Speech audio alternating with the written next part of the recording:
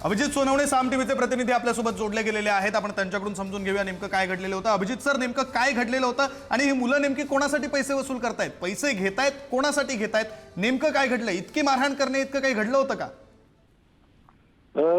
खरं तर आज त्र्यंबकेश्वर मध्ये साधू महंतांच्या आखाड्याची बैठक होती कुंभमेळ्याच्या अनुषंगाने, आणि या बैठकीचं वार्तांकन करण्यासाठी मी, किरण आणि योगेश खरे आम्ही तिघजण त्र्यंबकेश्वरला निघालेलो होतो। आणि अचानकपणे रस्त्यामध्ये त्या ठिकाणी त्र्यंबकेश्वर नगर परिषद जी आहे त्याने त्या ठिकाणी प्रवेश कर आकारणीचा ठेका एका खासगी ठेकेदाराला दिलेला आहे, आणि त्या ठेकेदाराकडून अशा पद्धतीने ही सगळी वसुली येणाऱ्या प्रत्येक भाविकांकडून केली जाते। आम्ही ज्यावेळेस त्या ठिकाणी पोहोचलो त्यावेळेस आम्ही त्यांना समजून सांगण्याचा प्रयत्न केला की आम्ही या ठिकाणी बातमीचं कव्हरेज करण्यासाठी आलेलो आहे, त्यामुळे आम्हाला त्यांनी आज जाऊ द्यावं। मात्र ते कुठल्याही काहीही ऐकायच्या मनस्थितीमध्ये नव्हते। त्यातला एक जण जो आहे त्याने मद्यप्राशन देखील केलेलं होतं, आणि अचानकपणे त्यांनी त्या ठिकाणी सुरुवातीला आरेरावीची भाषा केली, त्यानंतर शिवीगाळ सुरू केली। त्यामुळे आम्ही त्या ठिकाणी त्यांना समजून सांगण्याचा प्रयत्न करत होतो, मात्र ते काहीच ऐकायच्या मनस्थितीमध्ये नव्हते। आणि त्यानंतर अचानकपणे आणखी दोघं तिघ जण त्यांचे साथीदार त्या ठिकाणी गोळा झाले आणि त्यांनी आम्हाला थेट मारहाण करायला सुरुवात केलेली होती। त्यामध्ये किरण ला प्रचंड जबर अशी मारहाण झालेली आहे। सध्या आता त्याला अपोलो हॉस्पिटलला नाशिकला उपचारासाठी नेलं जात आहे। मात्र अशा पद्धतीने त्र्यंबकेश्वर खरं तर एक धार्मिक तीर्थक्षेत्र आहे। देशभरातून दररोज हजारो भाविक या ठिकाणी येतात, आणि त्यांच्याकडून अशा पद्धतीने जी मनमानी पद्धतीने ही जी वसुली केली जाते त्यावर आता खरं तर प्रश्नचिन्ह निर्माण झालेलं आहे। कारण जे ठेकेदार त्या ठिकाणी नेमलेले आहेत ते सगळे गुंड प्रवृत्तीचे आहे, आणि पत्रकारांच्या सोबत जर अशा पद्धतीने ते वागत असतील तर सामान्य भाविकांशी ते कशा पद्धतीने वागत असतील याचा विचार आपण करू शकतो। त्यामुळे खरं तर आता या गुंड प्रवृत्ती विरोधामध्ये त्र्यंबकेश्वर शहरातले नागरिक देखील आता आवाज उठवायला त्यांनी सुरुवात केलेली आहे। त्यामुळे या अशा गुंड प्रवृत्तीच्या ठेकेदारांवर कठोरात कठोर कारवाईची मागणी आता त्र्यंबकेश्वर नगरीमधून देखील केली जाते। अभिजित मी प्रसन्न बोलतोय। मला हे सांगा, तुम्ही असाल, योगेश खरे असतील, आमचे किरण ताजणे असतील, तिकडे तुम्ही त्यांना कल्पना दिली होती एकतर त्यांना अशा कुठल्याही प्रकारे पावती वगैरे गोळा करायचा अधिकार होता का?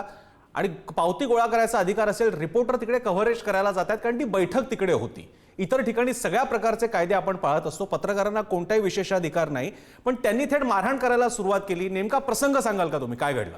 अगदी खरं आहे। त्र्यंबकेश्वरला ज्यावेळेस आपण त्र्यंबकेश्वरला जातो त्यावेळेस नाशिककरांना त्या ठिकाणी कुठल्याही पद्धतीचा प्रवेश कर किंवा टोल द्यावा लागत नाही।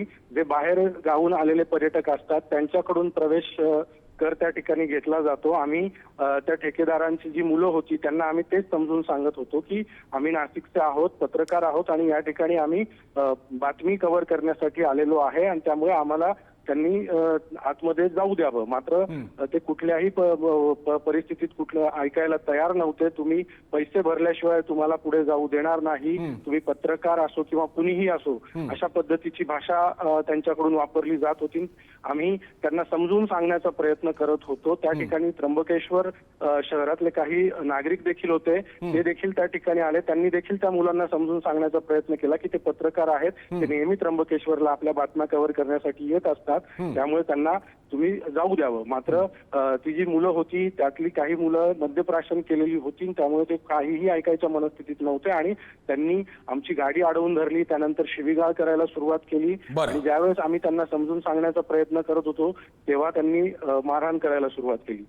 अभिजित, तुम्ही आणि किरण ताजणेंवरती आता उपचार होत आहेत, तुम्ही कसे आहात? योगेश खरे कसे आहेत? आपले सगळे जे पत्रकार बांधव तुम्ही जे एका गाडीतून जात होते, तुम्ही सगळे कसे आहात? योगेश सरांना काहीसा मुक्का मार लागलेला आहे, मला देखील मुक्का मार लागलेला आहे। मात्र आमच्या दोघांपेक्षा किरण ताजनेला त्यांनी त्या 4-5 टोळक्याने एकत्र घेरलं आणि त्याला मारहाण करायला सुरुवात केलेली होती। त्यामुळे किरण ताजनेला सर्वाधिक मार लागलेला आहे, त्यामुळे आता त्याला रुग्णालयामध्ये, अपोलो रुग्णालयामध्ये आता पाठवण्यात आलेलं आहे। आणि आपण सगळे पत्रकार, वाहिन्या वेगळ्या असतील पण आपण पत्रकार म्हणून सगळे एक आहोत। या सगळ्याच्या बाबतीत आपण शासनाचा, लोकांचा दबाव आणून ही गुंडगिरी बंद केली पाहिजे। पत्रकारांना विशेषाधिकार नाही, पण अशा बातम्या आपण इतरांच्या बाबतीत सुद्धा दिलेल्या आहेत, लोकांना कसे त्रास होतात, आणि यावेळी आपल्यावरती आलेला अनुभव सुद्धा आपण लोकांचा म्हणून सगळ्यांसमोर मांडणार आहोत। तुमच्या सहकार्यासाठी धन्यवाद। स्वतःची काळजी घ्या. आपण आता विक्रांत ही बातमी बघतोय, ही यासाठी महत्वाची आहे. अशा प्रकारे पावत्या घेण्याचा त्यांना अधिकार आहे का? ह्या पावत्या, हा पैसा नेमका कोणत्या अखत्यारीमध्ये घेतला जातो? ग्रामपंचायतीचे कर आम्हाला माहिती आहेत. आम्हाला जसं लोणावळा किंवा महाबळेश्वरला नगर म्हणजे ज्याला गिरीस नगरपालिका असतात, हिल स्टेशन, त्यांचे काही विशिष्ट कर असतात. हा कोणती पावती आहे? कसले पैसे आहेत हे? दुसरी गोष्ट, रिपोर्टर तिकडे कव्हरेजला चाललेत. 10 ठिकाणी रिपोर्टरना जावं लागतं. टोलच्या बाबतीत सुद्धा मुंबई पुणे हायवेवरती विशिष्ट ॲक्रिडेटेड पत्रकारांना मुभा असते. पत्रकार तिकडे कोणताही टाइमपास करायला जात नाहीत. तुम्ही बोलवलेलं म्हणून वस्तुतः आयोजकांनी ती व्यवस्था करायला पाहिजे होती. हा आणखी वेगळा विषय आहे. आणि थेट मारहाण झालेली आपल्या पत्रकारांना. हा मुद्दा पुढारी न्यूज सोडणार नाही. याच्यावरती आम्ही कारवाई करतोय. आम्ही सगळे पत्रकार या बाबतीत एक आहोत आणि याबाबत पोलीस कंप्लेंट आपण करणार आहोत.